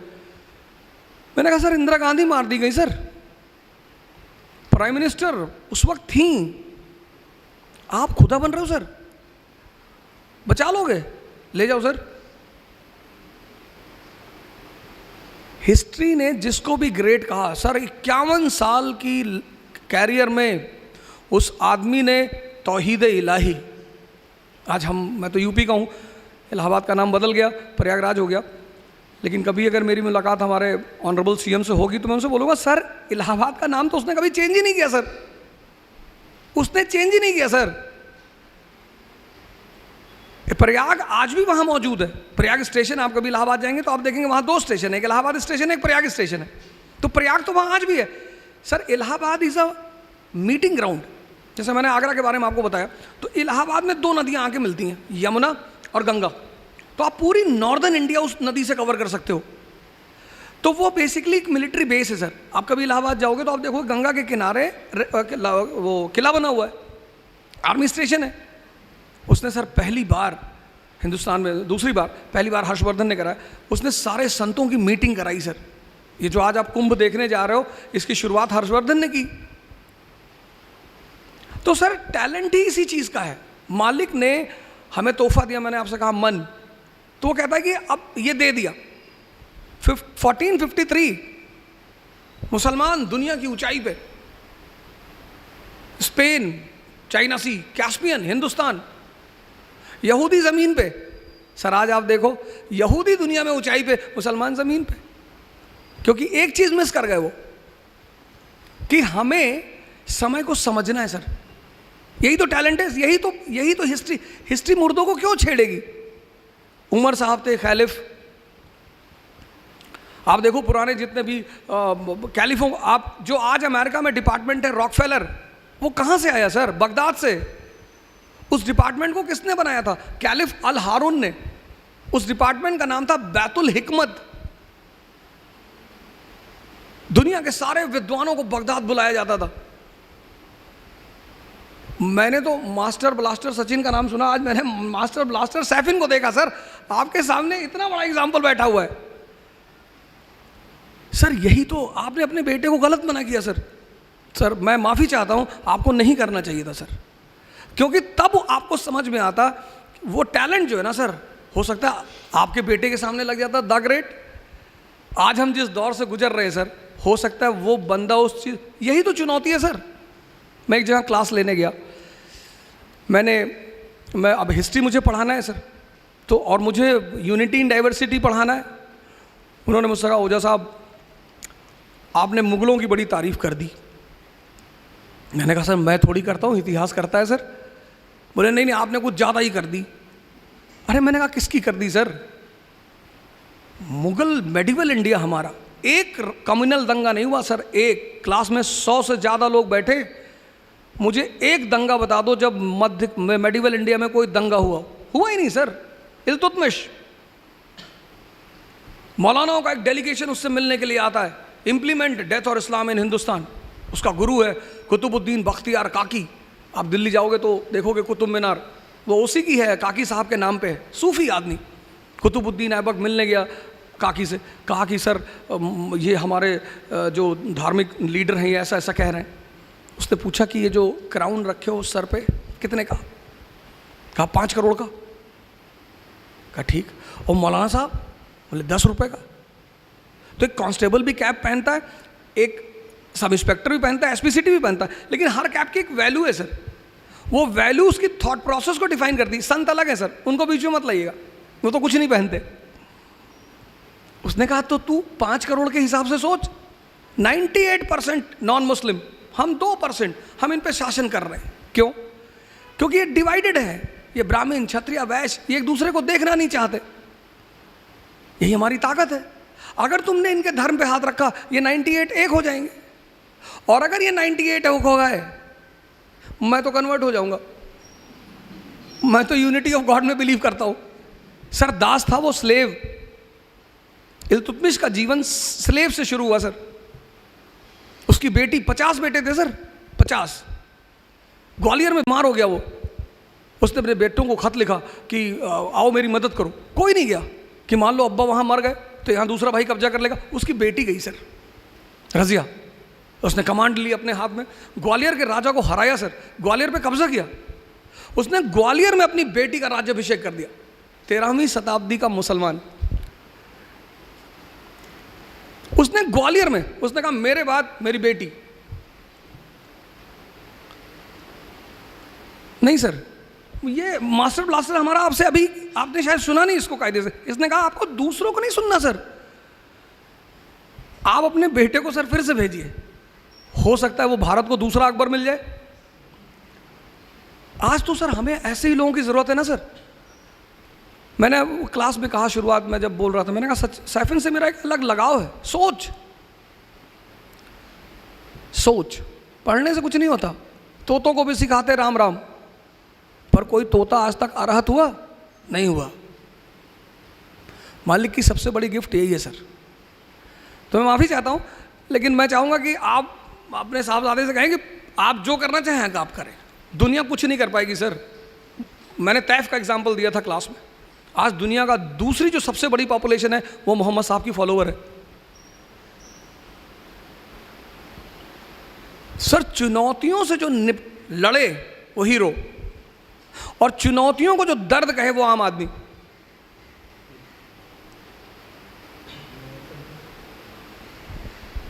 सर कुछ और कहें? Thank you sir. I'll just add one thing. ये सबके लिए है, एक्सपीरियंस के लिए भी है। इन एवरी हालात वी हैव ओनली 2 ऑप्शंस। या तो हालात से लड़ना है या हालात से डरना है। You have to choose your own. और सेकेंड थिंग, मुझे ये सेम क्वेश्चन पूछा था सर, थोड़ा पॉलिटिकल हो जाएगा, लेकिन आई वॉन्ट टू से दिस पीपल। किसी ने मुझे मैसेज किया कि किसी एक स्टेट में कोई एक सिटी का नाम बदला जा रहा है, आप उस पर क्या कमेंट देंगे? आई सेड जिस दिन तुम्हें उससे फ़र्क पड़ना बंद हो जाएगा, उस दिन वो भी बंद हो जाएगा। As simple as that. Yes, next question. I understood कि आपका जो रेफरेंस है वो वैल्यू सिस्टम पे है। सी देयर आर सर्टेन ऑफिसर्स जो आज भी उनकी वैल्यू सिस्टम को लेके चल रहे हैं। ओके, तो केसेस तो होंगे, सिस्टम है, उसके लूप होल्स है, उसको लोग यूज़ भी करेंगे। आपका कोई बाल भी वांका नहीं कर सकता अगर आपने अपने एथिक्स को नहीं छोड़ा है। Article 311 of the constitution gives the highest level of security to any civil servant working in government of India और स्टेट गवर्नमेंट। लेकिन अगर आपकी किसी जगह पे कोई प्रॉब्लम है जो उनके हाथ में आ गया, then you can be played with. So if you are very much clear about your role, your job, your duty, and you are aware कि आपको कहाँ पे क्या डिसीजन लेना है, nobody can interfere in your life. This is very clear. So अगर उनके साथ कुछ होता भी है, कहीं वे फ्रेम भी करते हैं, लेकिन सत्य है तो जीतेगा. These are some values which can never be, modified or replaced. Yes, thank you. Yes, next. Good afternoon everyone. Sir this is Anup. मेरा सवाल ओझा सर से है. Actually sir presently my age is 28 years and I am working in banking, so it is quite hectic. I mean from 10 to 7. So sir, do you think that I can prepare for UPSC because I have only 2 attempts left and also I can't leave the job. So sir, please guide us. Base कैसा है तुम्हारा? Base car चलाना जानता? No sir. Bike? Bike yes. Cycle? Yes. तो अब जब cycle चलाते चलाते कभी कभी मोबाइल चेक कर लेते हो कि नहीं? हाँ या ना बताओ, दो में से जो भी ऑप्शन है तुम्हारा। जैसे साइकिल चला रहे हो, तुम्हारा कॉन्फिडेंस है साइकिल पे, और तुम साइकिल चला रहे हो और फोन आ गया, तुम देखो जैसे जो लोग कार चला रहे हैं। Yes, we do, sir. हाँ, you do, generally we do it कि when we develop a command on certain things. एक अटेम्प्ट में निकाला, तुम्हारे पास 2 है, तुमने अभी कहा कि तुम्हारे पास 2 है, अब कैसे? अब देखो कितनी, मतलब वो सारी बातें वो कहा ही, इन्होंने कहा कि एक तो फाउंडेशन, मैंने शुरू में, आपने शायद गौर नहीं किया, मैंने ये कहा कि आईएएस का एग्जाम बहुत इजी है।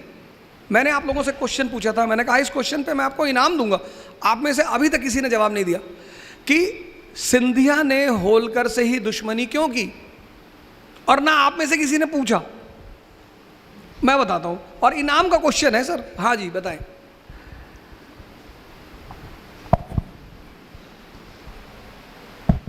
सर मैंने आई थिंक कहीं पढ़ा था, वो पानीपत से होलकर भाग के आए थे, मतलब विश्वास राव को छोड़ के आए थे शायद, ये पढ़ा था मैंने, शायद अच्छा। ये रीज़न हो सकता है। ठीक ठीक, और कोई?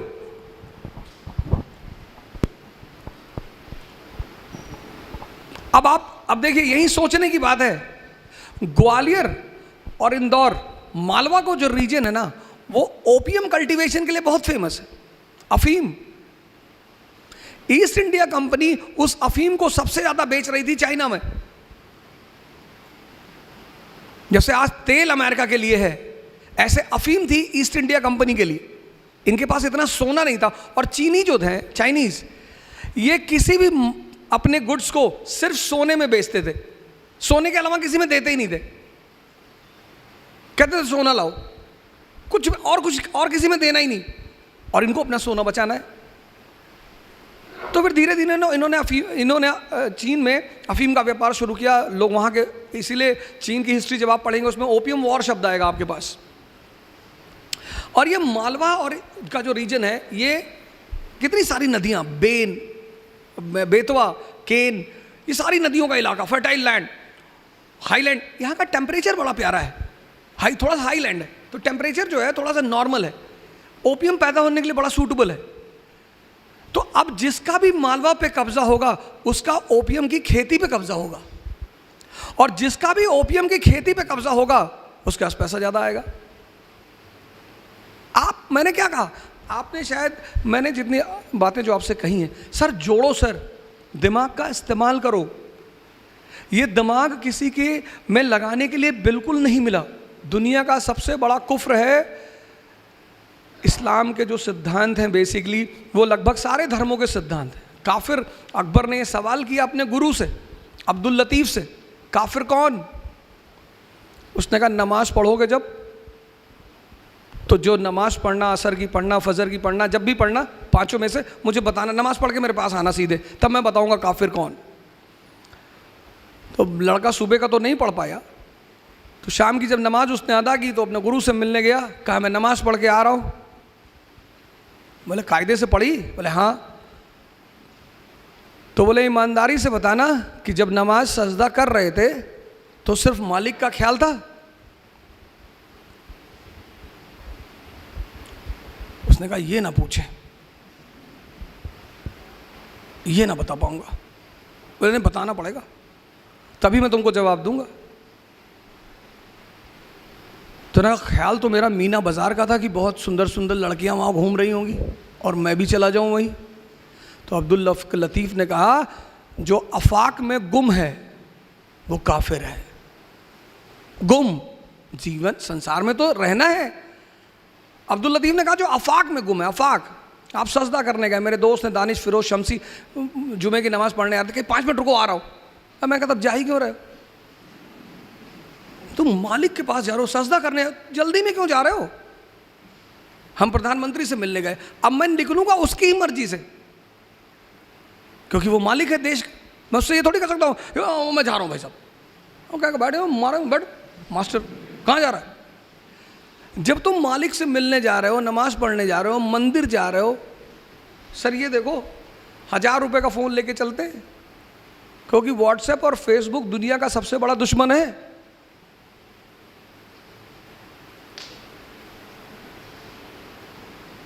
काफिर ज्यादा हो गए, किसकी वजह से? फेसबुक की वजह से। काफिर ज्यादा हो, ये दुनिया में जो आप उथल पुथल देख रहे हो किसकी वजह से?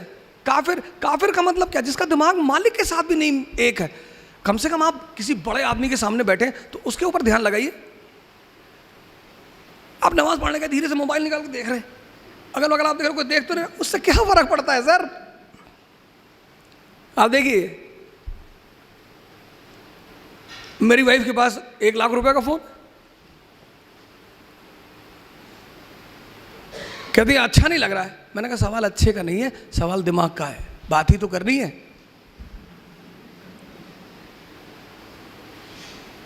आपके पास 2 अटेम्प्ट है सर जी, एनसी आप पढ़िए बैंक में, कोई बात नहीं। आप हमें हमारा जो एक प्रोग्राम है, टेस्ट सीरीज़ का प्रोग्राम है, इकरा शुरू करेगी। वो जो टेस्ट सीरीज़ हम शुरू करने जा रहे हैं, 60 टेस्ट, 60, 1000 क्वेश्चन पर सब्जेक्ट। हिस्ट्री में 1000, पूरी हिस्ट्री आपको क्लास में रिपीट कराएंगे, ऐसे ही क्वेश्चन देकर डिस्कस कराएंगे। और इन्होंने क्या कहा, जब आप एक क्वेश्चन पढ़ते हैं तो उस क्वेश्चन के चारों तरफ भी देख ही लीजिए। तो हमने इसमें लिखा है बुक में, बुकलेट में आपने देखा होगा 1:4 का फॉर्मूला। हम एक क्वेश्चन नहीं करेंगे। इन्होंने कहा कि जब आप क्वेश्चन करते हो तो आप की देखते हो, की में तो सिर्फ एक आंसर दिया है ना, तो आप उसके अगल बगल की चीजों से बच गए। हम यहां वही करेंगे, हम उस एक क्वेश्चन पूछेंगे, उसके अगल बगल जितनी भी चीजें। हमने यहां बुद्ध की प्रतिमा लगाई इसलिए नहीं कि हम बुद्धिस्ट हैं, यहां इतने महान लोगों की फोटो लगी हुई है। एक और रख दी हमने। आपने गौर किया, आपने में से किसी ने नहीं पूछा कि साहब ये बताइए आप तीनों में से बुद्धिस्ट कौन है? हमने जानते क्यों लगाई? क्योंकि ये दुनिया का पहला पैगंबर है जो रैशनलिज्म की बात करता है। ये दुनिया का पहला पैगंबर है, रैशनलिज्म। आदमी है, मुझे अल्लाह है कि नहीं है, क्या करोगे जान के? प्रॉब्लम बताओ, मेरे बच्चे की शादी नहीं हो रही, हाँ ये बोलो ना, चले आए। वो है या नहीं, ये तो एक अलग सवाल है। इतनी बड़ी कायनात, इनामदार साहब इतना बड़ा इंस्टीट्यूट चला रहे, उनको हटा दो, ये चलेगा? तो ये तो सवाल ही नहीं कि हम उस पर चर्चा करें। इनामदार साहब हैं, मालिक है यहाँ के, राजा हैं यहाँ के, चला रहे ना, मैनेजमेंट कर रहे हैं ना, कितना बड़ा काम कर रहे हैं। आप कह रहे हैं, आप बताओ इनामदार साहब दुनिया है कि नहीं है? भाई इतनी बड़ी चीज़ कैसे चलेगी? कोई तो चलाएगा, उस पर तो सवाल ही नहीं। लेकिन पहले आप ये देखो, क्यों ढूंढ रहे हो? सर हम चाहते हैं मेरा लड़का डॉक्टर हो जाए, तो उसको क्यों ढूंढ रहे हो? नहीं, वो आशीर्वाद सबको देता है। दुनिया, आप एक अपराधी से नफरत करते हो, वो नहीं करता, वो सबको हमेशा देता रहता है। लेकिन कौन ले रहा है, ये तो फर्क, ये सबसे बड़ी चीज, ले कौन रहा है? उमर साहब, कैलिफ उमर कैलिफ, बगदाद के कैलिफ। अभी सर ने हमारे कहा आज के हालात, गांव का प्रधान पिजारो से चल रहा है, बोलेरो से चल रहा है, फॉर्च्यूनर से चल रहा है। कैलिफ उमर, बगदाद के कैलिफ। ईद मनाने का पैसा नहीं, अपने खजांची से कहते हैं कि यार कुछ पैसे दे दो, बच्चों के लिए कपड़े ले लूं, अगले महीने की तनख्वाह में वापस कर दूंगा। खजांची और तेज था, उसने कहा लिख के गारंटी दे दो कि अगले महीने जिंदा रहोगे। जब वैसे राजा थे तो लोग खुश थे। और इस देश में हालात बनाए किसने? हमने। डेमोक्रेसी है, we the people of India solemnly resolve. अगर आपको अभी पता चल जाए कि मेरे ऊपर हत्या के 20 केस चल रहे, आप सब उठ के चले आओगे, इस आदमी से कुछ सुनना ही नहीं। आप जब मेरे सामने से उठ के जा रहे हो कि हत्यारा है, हम इससे कुछ नहीं सुनेंगे। सर ऐसे आदमी को संसद में क्यों बिठाते हो?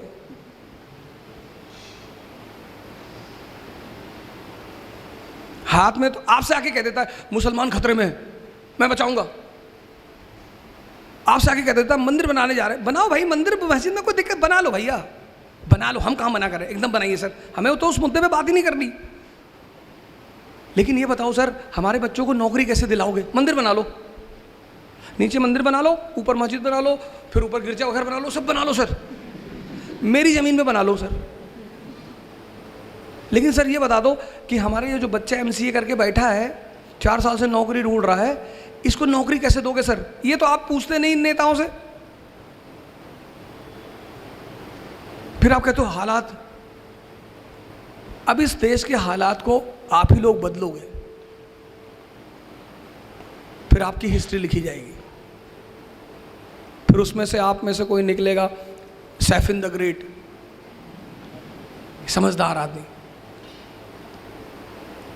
तो वो जो हम प्रोग्राम शुरू कर रहे हैं वो सिर्फ इसीलिए कर रहे हैं कि जैसे कोई वीकेंड का प्रोग्राम है, उसका पूरा मोटिव यही है कि हम 4-5 महीने में आपको पूरी चीज़ रिवाइज करा दें, पढ़ा दें और रिवाइज करा दें। तो वो इस इकरा को यहाँ आने का सबसे मेन थी, यहाँ कोचिंगें बहुत हैं, टीचर बहुत हैं और सब अच्छे हैं।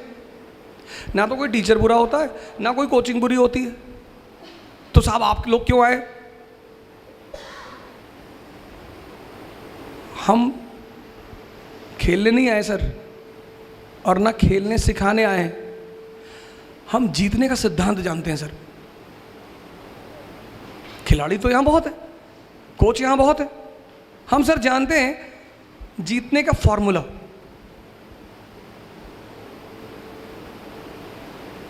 वो आपसे शेयर करने आए। इन्होंने कहा ना कंसोलिडेशन, आपने ध्यान नहीं दिया होगा उस शब्द पे। 1765 ईस्ट इंडिया कंपनी, जनाब ने पीछे से क्वेश्चन किया था, मैं आपके लिए बोल रहा हूं। 1765 ईस्ट इंडिया कंपनी, बंगाल पे कब्जा, हड़बड़ाई नहीं, पहले बंगाल पे कंसोलिडेट किया। C = C, conquest = consolidation. Maratha खाए जा रहे 2 किलो चिकन खा गए, 3 किलो मटन खा गए, खाए जा रहे। भाई हजम भी तो कर ले। फिर बोले डिसेंट्री हो गई, होनी थी। अंग्रेजों ने खाया, हजम किया, जिम गए, एक्सरसाइज किया, 100 साल में पूरे देश पे कब्जा कर लिया। इसलिए मैंने आपसे शुरू ही किया यहां से बोलने के लिए। पहली चीज मैंने आपसे कहा कहानियां हैं, समझना है। दूसरी चीज मैंने आपसे कहा दिशा, डायरेक्शन, सारा खेल डायरेक्शन। तीसरी बात मैंने आपसे कहा लड़ना है, मजा लो लड़ाई का, रो नहीं सकते, रो नहीं सकते, आप रो नहीं सकते। जिसको भी लड़ाई का मजा आ गया, मेरे मामा जी ने मुझसे कहा, अरे बड़े बड़े सपने देख रहे हो, कुछ नहीं करोगे, एक दुकान खोल लो गांव में, खाओगे नहीं तो भूखों मरोगे। मैंने कहा भूखों नहीं मरेंगे, आपका जो धन है उसको लूटेंगे, और ऐसी बातें मत कहा करो। फिर उन्होंने मेरी माता जी से कहा बहुत बदतमीज लड़का है। सर बदतमीजी आप कर रहे हैं। एक तो आप अपने आप को मेरा अपना कहते हैं, माँ प्लस माँ, जिसमें 2 माँ लगा हुआ है, जो डबल माँ लिए हुए वो अपने बच्चे को डिमोरलाइज कर सकता है। आप ये कहो कि बेटा और मेहनत करो, उठो, आगे बढ़ो, ऐसे नहीं होगा। आप करो कुछ नहीं करवाओगे, दुकान खोल लो। तो जब आपने शुरुआत की तो मैंने आपको जवाब दिया, मैं माफी चाहता हूं उसके लिए।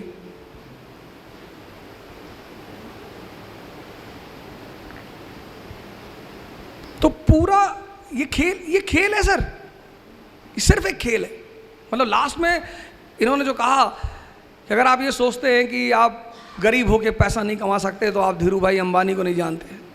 क्या बात है, आप क्यों सोचते हैं सर ऐसा? इन्होंने कहा क्या मुसलमानों के साथ डिस्क्रिमिनेशन? ये फैसल साहब खड़े मेरे घर में जाते हैं, मैं अपने घर से बेघर हूँ, मेरे घर में मेरा बर्तन अलग है। अब ब्राह्मण घर में गलती से पैदा हो गया, वो कहीं अफगानिस्तान वगैरह में पैदा होना चाहिए था मुझे, और गोश्त का मैं शौकीन हूँ, तो उन्होंने मेरे बर्तन अलग कर रखे। मेरी माता जी आती चेक करती कि कहीं इसमें ना खा ले। ये कौन सी डिस्क्रिमिनेशन, किस बात की? और जो डिस्क्रिमिनेशन करता है आप पूछिए, सामने बैठे, मैं अपने स्टूडेंटों से कहता हूँ मुझसे 2 बात कभी मत बताना, एक अपना नाम और एक तुम्हारे फादर क्या करते हैं। कुछ भी करते हो मुझे फ़र्क नहीं पड़ता, मेरा काम है सबको हेल्प करना। आपके फादर इस देश के प्रधानमंत्री हैं तो भी मैं करूँगा, आपके फादर चपरासी हैं तो भी मैं करूँगा, क्योंकि ये मेरा काम है। तो आप ठीक है। और फिर लास्ट अंतिम बात, आप जो है एवरेस्ट पे चढ़ने चाहते हो कि वहाँ से चढ़ के ऊंचाई से दुनिया देखेंगे, मज़ा लेंगे, लेकिन सर हर मज़े के साथ एक खतरा है। तो एवरेस्ट में चढ़ने पर एवलॉन्च का खतरा है। आप कह रहे साहब हम खतरा नहीं लेंगे, तो अरावली पे चढ़ जाओ। कौन बोला सपना देखने के लिए आपको? आप सपना भी देखते हो। हमारा काम क्या है, हम ये नहीं कहने आए अरे भैया कोई दर्द नहीं होगा, हम आपको आईएएस बनाने आए, ऐसे उल्टी सीधी बातें हम नहीं करने आए। दर्द होगा, हम पता है क्या बताएंगे आपको कि इस दर्द का मजा कैसे लेना है। आपको ऐसा दर्द हो रहा है, हमको उठो और नाचे, बस नाचते नाचते हो जाएगा आपका काम। और यही काम है कोच का, यही काम है कोचिंग का। मैं आप सबको धन्यवाद दूंगा। और लास्टली मैं चाहूँगा कि हमारी एक टीम है पुणे की, इकरा की टीम है, जिन्होंने पिछले 1 महीने में इतनी मदद की। अशरफ साहब हमारे कहाँ बैठे हुए, ये सामने बैठे हुए हैं, आइए। उसके बाद 1 मिनट पहले वो अशरफ साहब मोमेंटो दे दें, मोमेंटो दे दें, फिर मैं आपको इनकी अम्मी अब्बू से मिलाना चाहता हूँ कि आप वो आएँ, वो भी आएँ यहाँ पे। फिर मैं चाहता हूँ लास्टली मेरी टीम आ जाए, मैं एक बार आपको मिलाऊँ कि देखिए साहब इन लोगों ने इतनी मेहनत, 24 घंटे से कुछ लोग हैं जो सोए नहीं हैं, उसमें से आराकान एक साहब इधर ये है। तो मोमेंटो आप दे दें, मेरा क्या है मैं तो ले लूँगा।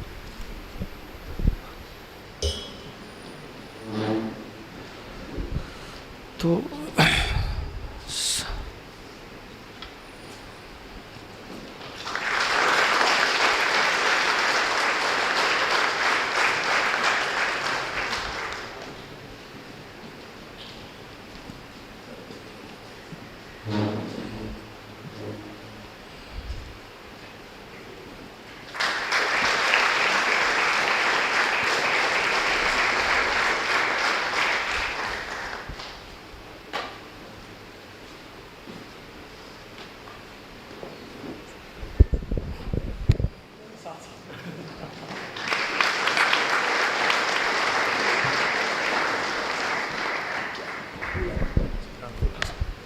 तो मैं चाहता हूं कि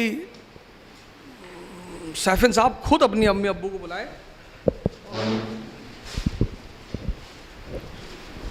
यहाँ पे जो पेरेंट्स बैठे हैं उनके लिए एक मैसेज ये है कि अगर मेरी सक्सेस में मेरे मॉम डैड का सबसे बड़ा कंट्रीब्यूशन कोई है, हर एक माँ बाप अपने बेटे बेटियों का भविष्य सुरक्षित करने के लिए मेहनत करता है, अपनी जी जान से मेहनत करता है।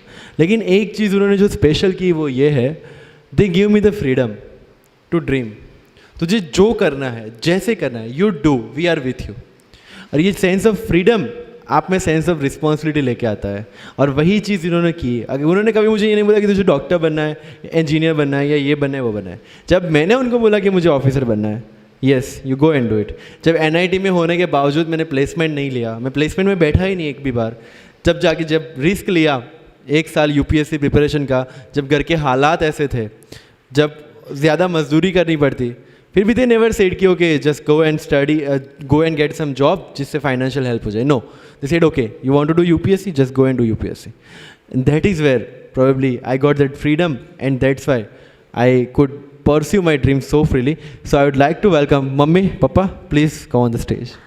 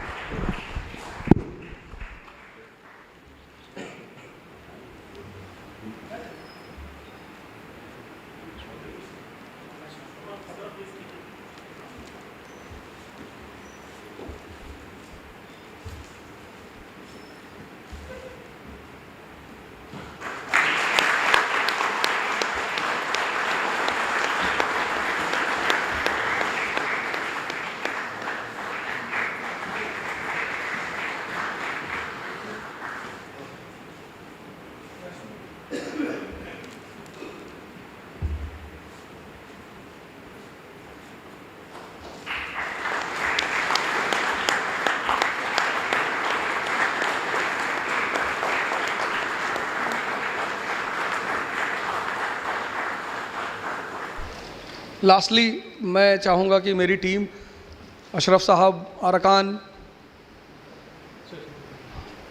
और बाकी लोग, उबैद साहब और 2-3 लोगों का तो मैं नाम नहीं जानता, लेकिन मैं चाहता हूँ आप सब लोग आ जाए। रियाज भाई हमारे, वो तो मतलब सर आइए।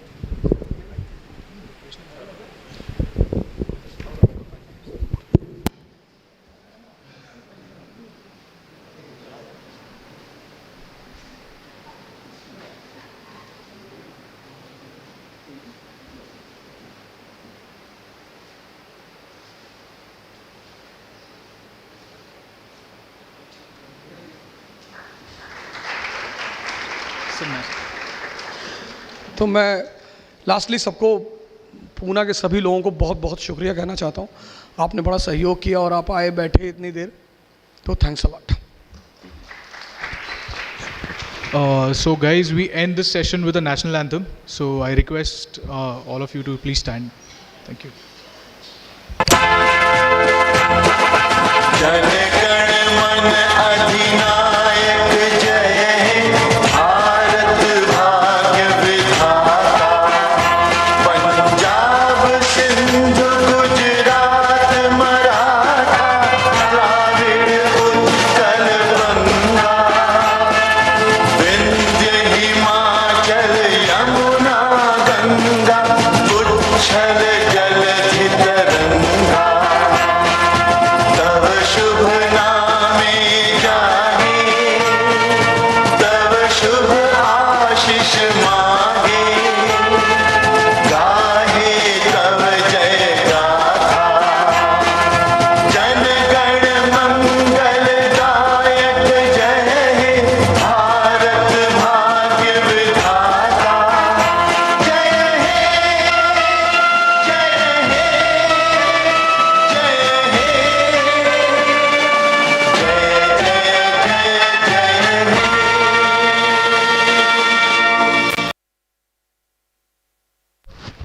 Thank you very much, all of you. So, this seminar for today ends here. And please, I request all of you to please go for refreshments outside and also submit the registration form at the registration desk. Thank you. My name is Upendra Davle. Thank you.